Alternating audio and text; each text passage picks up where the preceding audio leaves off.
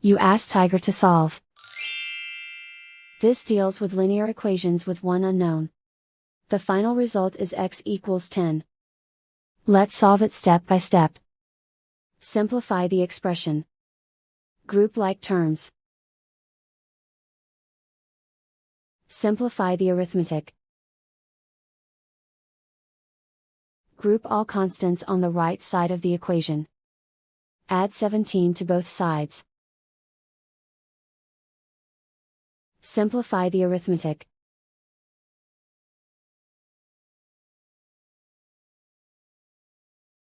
Isolate the x.